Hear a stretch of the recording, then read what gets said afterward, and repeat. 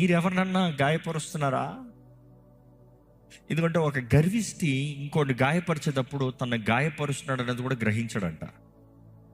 ఒక గర్విష్టి ఇంకోడిని అవమానపరిచి హేళన చేసినప్పుడు గర్వం అనేది ఎలా ఉంటుందంటే ఇట్ ఈస్ ఆల్వేస్ మీ, నేను. గర్వం అనేది ఎప్పుడు ఎలా ఉంటుందంటే నాది, నేను ఎలా కనబడుతున్నా, నేను ఎలా ఉన్నాను, నేను ఎవరిని. ఇది గర్వం. ఈ గర్విష్టి ఎప్పుడు ఇంకోటి పట్టించుకోడంట. దేవుని వాక్యం చూసినప్పుడు గర్విష్ఠులను మాత్రం దేవుడు ఏ మాత్రం ఊరుకుంటాం కనబడదు.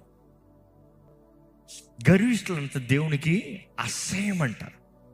గర్విష్ఠులను దేవుడు ఏం చేస్తాడంట? అనగదొక్కుతాడంట.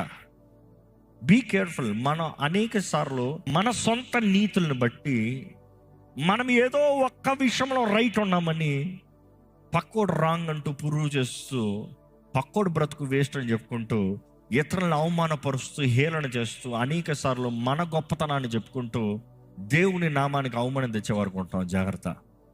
కానీ దేవుడు దీనుల పక్షాన ఉంటాడంట. దీనులకి దగ్గరగా ఉంటాడంట. దీనులను ఆదుకునే దేవుడు అంట. దీనులను బలపరిచే దేవుడు అంట. దీనులకి సహాయం ఇచ్చే దేవుడు అంట. దీనుల ప్రార్థనని ఆలకించే దేవుడు అంట.